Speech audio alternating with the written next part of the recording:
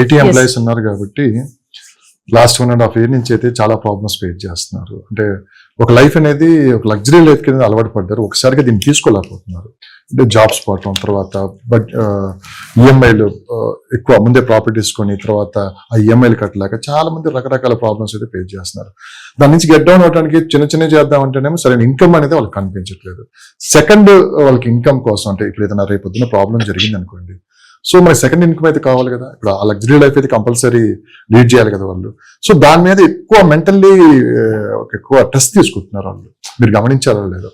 So ఎలా అయిపోతుంది life, మళ్ళీ ఒకసారి బ్యాక్కి వెళ్తే పరిస్థితి ఏంటి, మన పరిస్థితి లేదు, మన కొన్న ఇల్లు మళ్ళీ అమ్మాలంటే చాలా కష్టంగా ఉంటుంది. ఇలాంటి పరిస్థితుల్లో మరి ఇన్కమ్ మీద కదా మెయిన్ వాళ్ళకి. సెకండ్ ఇన్కమ్ బెస్ట్ అంటే ఏంటి, ఏం చెప్తారు? బేసిక్లీ ఇప్పుడు పాత కాలంలో చూసుకుంటే మన ఫోర్ ఫాదర్స్ ని చూసుకుంటే వాళ్ళకి మల్టిపుల్ ఇన్కమ్స్ ఉండేటివి. ఓకే, పొలం చేసుకునే వాళ్ళు, బై ప్రొడక్ట్స్ అమ్ముకునే వాళ్ళు, అలాగే వాళ్ళకి 2-3 ఆక్యుపేషన్స్ ఉండేది. కానీ ఇప్పుడున్న ప్రెసెంట్ ట్రెండ్ లో మనకు అలాంటి సిస్టమే లేదు.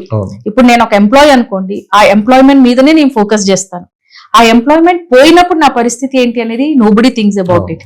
సో ఒకప్పుడు ఏమయ్యేదంటే మనకి ఒక 100 ఎకరాలు లేదంటే 20 ఎకరాలు 30 ఎకరాలు పొలాలు ఉండేటివి. సరే, ఈ సంవత్సరం నా జాబ్ పోయింది, నాకు జాబ్ రాలేదు, 2 సంవత్సరాలు ఇంట్లో కూర్చొని తినాలంటే 1 ఎకరానో 2 ఎకరాలో మనం అమ్ముకొని ఇంట్లో కూర్చొని తినేవాళ్ళం. ఓకే, మిగతాది వ్యవసాయం చేసేవాళ్ళు. కానీ ఇప్పుడు ఉన్న పరిస్థితులు అలా లేదు. ఎందుకంటే ఫస్ట్ థింగ్, పిల్లల్ని చదివించుకోవడానికి పేరెంట్స్ వాళ్ళ ప్రాపర్టీస్ ని అమ్ముతున్నారు. ఓకే, చదివినాక వాళ్ళు సెటిల్ అవుతారా లేదా అనేది ఈజ్ ఛాలెంజ్ అగైన్. ఓకే, ఆ ఒక సిచ్యువేషన్ లో ఎవరికి కూడా ఇప్పుడు హైదరాబాద్ పరిస్థితి చూస్తే చాలా మంది సూసైడ్స్ చేసుకుంటున్నారు. ద రీజన్ ఏంటంటే ఫినాన్షియల్ బర్డెన్. ఓకే, వాళ్ళకి ఫ్యామిలీ ఇష్యూసో లేదంటే పిల్లలు చదువుకుంటలేదనో లేదంటే పిల్లల వల్ల ఇష్యూస్ అవి కాదు. Major issue for people suicidal attempts చేసుకోవడానికి కానీ సూసైడ్స్ చేసుకోవడానికి కానీ ఇప్పుడు major issue is financial stress. ఆ ఫైనాన్షియల్ స్ట్రెస్ ఎందుకు వస్తుంది అంటే they are not planning their financials correctly. Okay, నాకు ఇప్పుడు బేసిక్ గా చూస్తే ఒక సాఫ్ట్వేర్ ఎంప్లాయీని చూసుకుంటే మీకు ఆ software employee salary starts from 70,000 80,000 నుంచి 2 lakhs వచ్చే వాళ్ళు ఉన్నారు, 4 lakhs వచ్చే వాళ్ళు ఉన్నారు, 5 lakhs వచ్చే వాళ్ళు కూడా ఉన్నారు. కానీ నాకు 5 lakhs వచ్చినప్పుడు నేను ఆ 5 lakhs ని ఎలాగ స్పెండ్ చేయాలి అనే ప్లానింగ్ ఎవరికి లేదు. ఇప్పుడు నాకు 5 lakhs వచ్చింది అనుకోండి, నేనేం భూజా లాంటి అపార్ట్మెంట్ కి వెళ్ళి స్కూల్స్ నుంచి మన అపార్ట్మెంట్స్ నుంచి మన లైఫ్ స్టైల్ నుంచి ఓకే ఒక 5 lakhs శాలరీ వచ్చిందంటే 3 లక్షలు ఈఎంఐస్ కి వెళ్ళిపోతుంది. ఫ్లాట్ ఉంటది, ఓకే, కార్ ఉంటది, ఓకే, అది కాకుండా పిల్లల్ని పెద్ద పెద్ద schools, international trips. So this is called something as not planning their financials correctly. ఆ ఫైనాన్షియల్స్ కింద మనం కరెక్ట్ గా ప్లాన్ చేసుకోగలిగితే ఇప్పుడు 5 లక్షలు వచ్చే మనిషికి ఒక 1.5 lakh అన్న సేవ్ చేయగలిగాడు అనుకోండి. At these kind of scenarios okay savings ఉంది అంటే వాళ్ళు వేరే ఒక దాన్ని చూస్ చేసుకోవచ్చు. ఓకే, ఇప్పుడు రీసెంట్లీ ఒక అమ్మాయి జెప్టో డెలివరీ ఇవ్వడానికి వచ్చింది మా ఇంటికి. హెల్మెట్ పెట్టుకుని ఉంది. అసలు అమ్మాయి అబ్బాయి అని నేను గుర్తుపట్టలేకపోయాను. క్యాష్ ఇచ్చినప్పుడు చేంజ్ లేదని చెప్పింది. జనరలీ నేను జెప్టోలో ఆ 10-20 రూపీస్ ఏదైతే ఉందో అది నేను I tell them to keep it. So అమ్మాయి చెప్పింది no ma'am I don't have cash, మీరు యూపీఐ చేయండి అని. అప్పుడు హెల్మెట్ గ్లాస్ ఇస్తే అమ్మాయి and she is talking English. So నేను అడిగాను చదువుకున్నట్టున్నావు కదా అంటే ఇంజనీరింగ్ చేశాను అన్నింది.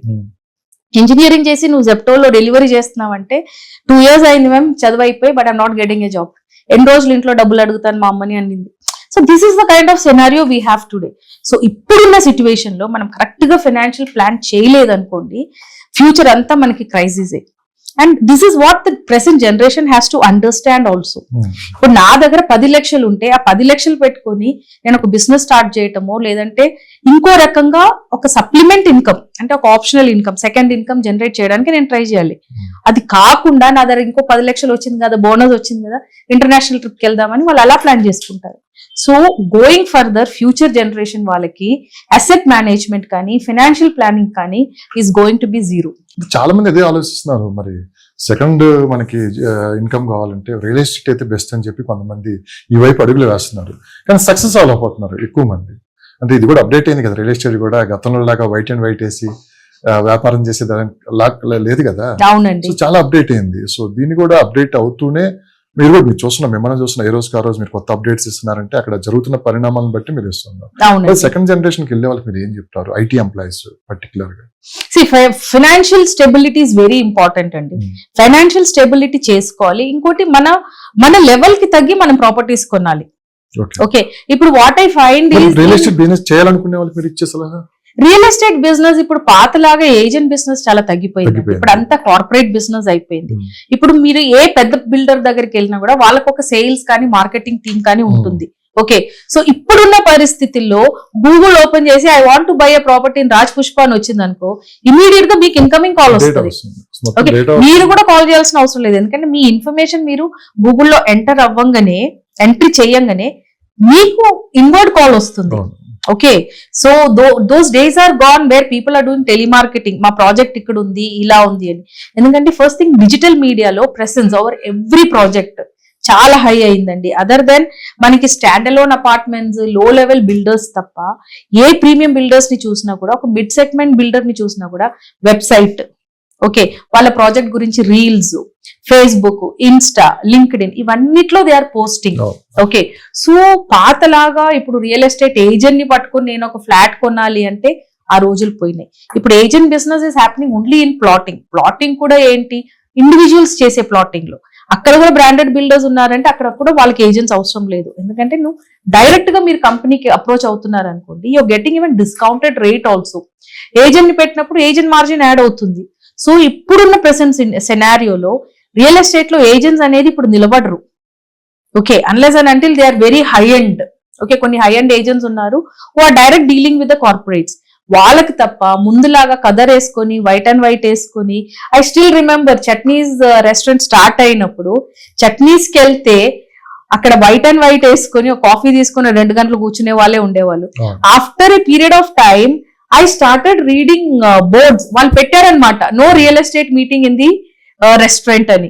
ఎందుకు అంటే ఎక్కడ చూసినా రియల్ ఎస్టేట్ వాళ్ళే ఉండేవాళ్ళు.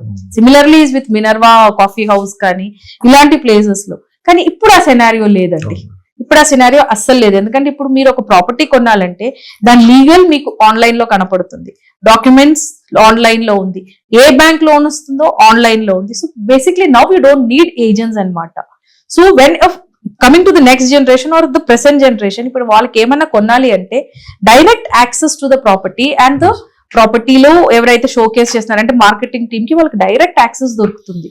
సో గోయింగ్ ఫర్దర్ మనం ఒక రియల్ ఎస్టేట్ ఏజెంట్ ని నమ్మి కొనాల్సిన అవసరం అయితే మనకి లేదు. బ్యాంకర్స్ కూడా లోన్స్ ఇవ్వడానికి కాస్త వెనకడుగు వేస్తున్నారు ఈసారి. అవునండి, ప్రస్తుత రియల్ ఎస్టేట్ పరిస్థితులన్నీ చూసింది అని ఒక మాట వినిపిస్తుంది. ఎంతవరకు నిజం అంటారా? ఎర్లియర్ బిజినెస్ పీపుల్ అంటే బ్యాంకర్స్ కి రిస్క్ ప్రొఫైల్ అనేవాళ్ళు. కానీ ఇప్పుడు బ్యాంకర్స్ ఎలా ఉన్నారంటే బిజినెస్ పీపుల్ అంటే లోన్లు ఇస్తున్నారు, ఐటీ ఎంప్లాయీస్ అంటే రిజెక్ట్ చేస్తున్నారు. ఎందుకంటే ఇప్పుడు ఐటీ జాబ్స్ లో there is more risk involved.